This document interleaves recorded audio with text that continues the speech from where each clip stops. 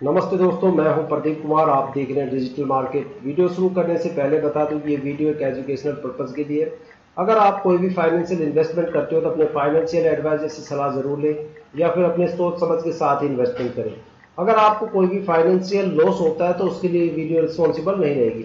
तो चलो दोस्तों, वीडियो शुरू करते हैं। आज हम बात करने वाले हैं Aditya Birla capital limited stock के बारे में। एबी कैपिटल के नाम से ये स्टॉक एनएससी और बीएससी में लिस्टेड है। ठीक है। अगर इसकी करंट प्राइस की बात की जाए तो अभी जो इसका लाइव करंट प्राइस चल रहा है वो 218 रुपए 37 पैसे के आसपास चल रहा है। अगर पॉजिटिव ग्रोथ देखी जाए यहाँ पे तो 1 रुपए 62 पैसे की यहाँ पे इस टाइम ग्रोथ चल रही है। ठीक है। देखो, स्टॉक के फंडामेंटल की बात करें तो फंडामेंटल काफी जबरदस्त है और जिस सेक्टर से ये स्टॉक बिलोंग करता है वो सेक्टर काफी पावरफुल सेक्टर है। फाइनेंस का ये सेक्टर है। ठीक है। फाइनेंस सर्विसेज वगैरह देता है। AB capital, Aditya Birla capital जो है फाइनेंस सर्विसेज से रिलेटेड सेक्टर से बिलोंग करता है। आज के टाइम में अगर देखा जाए तो देखो, जो हमारी इंडियन यूथ है वो दो हिस्सों में बटी हुई है। ठीक है। एक तरफ तो ऐसे बंदे जो मार्केट में नए नए इन्वेस्टर्स उतरे हैं जिनको इतना ज्यादा एक्सपीरियंस नहीं है, उनका सबसे ज्यादा जो क्रेज है वो या तो टाटा के स्टॉक्स के ऊपर है या अडानी के स्टॉक्स पे है या ग्रीन पावर के सेक्टर में है या फिर फार्मा के सेक्टर में है या केमिकल सेक्टर में है या फिर आईटी कंपनी में है। लेकिन सच बताऊं बात, स्टॉक हमेशा वही चलते हैं जिन स्टॉक्स के ऊपर या तो भीड़ नहीं मिलती या फिर जहां पे लोगों का ध्यान नहीं होता। ठीक है। उन्हीं सेक्टर्स को छुपा रुस्तम सेक्टर्स बोलते हैं और वही सेक्टर मार्केट में सबसे ज्यादा धूम मचाते हैं। जैसे बात करें फाइनेंस सेक्टर, तो फाइनेंस सेक्टर कभी भी आपको मार्केट में क्रैश होता हुआ नहीं मिलेगा। फाइनेंस का जो सेक्टर होता है उसमें आपको ग्रोथ भी जबरदस्त मिलेगी। हालांकि उसकी जो प्राइस रेंज होती है वो बहुत ही कम होती है और उसका जो टारगेट लेवल होता है वो काफी कम होता है। लेकिन फाइनेंस सेक्टर से रिलेटेड कोई भी स्टॉक होगा उसमें आपको एक जबरदस्त रिलायबिलिटी देखने को मिलती है। और दूसरा जो सबसे बड़ा सेक्टर है वो आता है, मतलब जिसमें सबसे ज्यादा ग्रोथ आज के टाइम देखने को मिलती है, वो ज्वेलरी का सेक्टर है। जैसे पीसी ज्वेलर्स का हो गया, रितिका ज्वेलटेक हो गया, इनमें भी आपको जबरदस्त ग्रोथ देखने को मिलेगी। साथ में जो तीसरा सेक्टर, जो सबसे अच्छा सेक्टर जिसको मैं मानता हूं, वो ऐसा है जो सिगरेट बनाने वाली कंपनी है या तंबाकू बनाने वाली कंपनी है, उनके जो शेयर्स है उसमें भी आपको जबरदस्त ग्रोथ देखने को मिलेगी।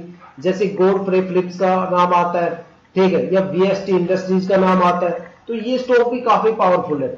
आज के टाइम अगर सबसे ज्यादा गिरावट का माहौल जहां पे बना हुआ है वो chemical industry, IT sector, pharma sector, green power sector, यहाँ पे सबसे ज्यादा वोलेटिलिटी का माहौल बना हुआ है, सबसे ज्यादा फ्लक्चुएशंस का माहौल बना हुआ है। और देखा जाए तो इन्वेस्टर्स की जबकि पिटाई जहां पर हो रही है वो यही सेक्टर है। ठीक है।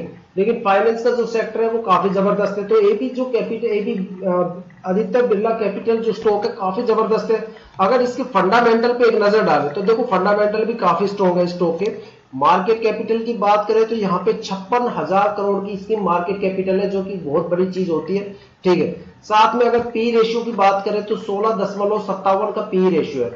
मतलब पूरी तरह से आप कह सकते हो कि भाई इस स्टॉक में आपको ज्यादा वोलेटिलिटी देखने को नहीं मिलेगी, प्राइस वैल्यूएशंस भी ज्यादा आपको देखने को नहीं मिलेगा। तो इस तरह के स्टॉक्स में ग्रोथ आपको सबसे ज्यादा देखने को मिलेगी। अगर इस साल का टारगेट लेके चले आदित्य बिरला कैपिटल का, तो यहाँ पे जो इनका टारगेट बनने वाला है वो 340 रुपए के आसपास बनने वाला है, जिसको ये दिसंबर तक अचीव करेगा। ठीक है। हालांकि अगर इसके क्वार्टरली रिजल्ट पे बात करें तो रिजल्ट भी इतना खराब नहीं है।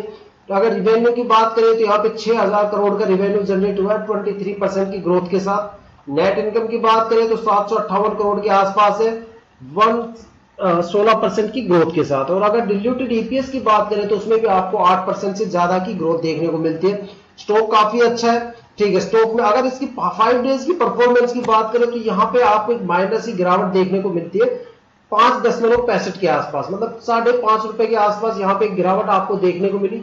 इस गिरावट के पीछे का एक सबसे बड़ा रीजन है कि जो यूरोप का मार्केट है उसमें जबरदस्त यहाँ पे क्राइसिस देखने को मिला, एक मंदी का माहौल देखने को मिला, जिसका सीधा सीधा असर इंडियन स्टॉक मार्केट पर पड़ा, साथ में जो एशियन स्टॉक मार्केट है उस पर पड़ा। ठीक है। अब यूरोप के अंदर ऐसा क्या हुआ कि वहां पे इतना ज्यादा मतलब मार्केट डाउन चली गई, जिसकी वजह से एशियन स्टॉक मार्केट में इस तरह से पिटाई का माहौल बना हुआ है।